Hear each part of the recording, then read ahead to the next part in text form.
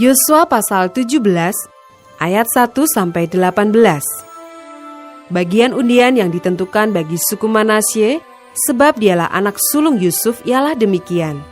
Kepada Makir, anak sulung Manasye, bapa Gilead, telah diberikan Gilead dan Basan, karena ia seorang tentara. Jadi bagian itulah yang ditentukan bagi anak-anak Manasye yang lain, menurut kaum-kaum mereka, yakni bagi Bani Abiezer, Bani Helek, Bani Asriel, Bani Sekem, Bani Hefer, dan Bani Semida. Itulah keturunan yang laki-laki dari Manasye bin Yusuf menurut kaum-kaum mereka. Tetapi Selafehad bin Hefer bin Gilead bin Makir bin Manasye tidak mempunyai anak laki-laki, tetapi hanya anak perempuan. Inilah nama anak-anaknya itu: Mahla, Noah, Hogla, Milka, dan Tirsa.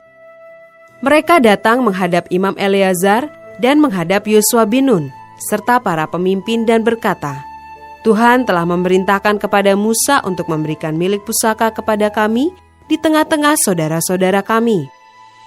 Sebab itu diberikannya kepada mereka milik pusaka di tengah-tengah saudara-saudara ayah mereka, sesuai dengan titah Tuhan.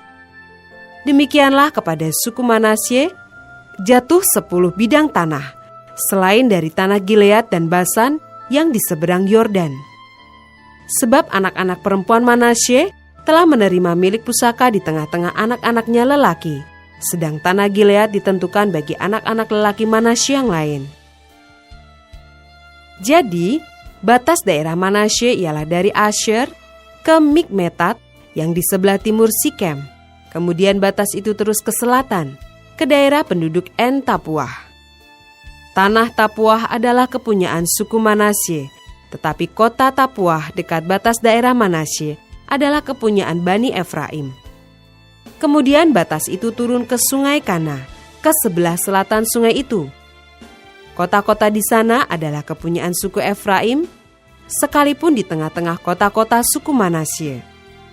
Selanjutnya, batas daerah Manasye itu lewat dari sebelah utara sungai itu dan berakhir ke laut.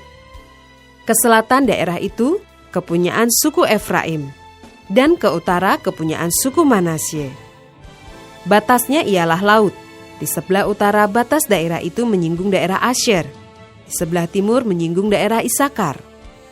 Tetapi di daerah Isakar dan Asher ada juga kepunyaan suku Manasye, yakni Bet-Sean dengan segala anak kotanya, Yibleam dengan segala anak kotanya, penduduk Dor dengan segala anak kotanya, penduduk Endor dengan segala anak kotanya, penduduk Taanak dengan segala anak kotanya, dan penduduk Megido dengan segala anak kotanya, yakni ketiga daerah bukit itu.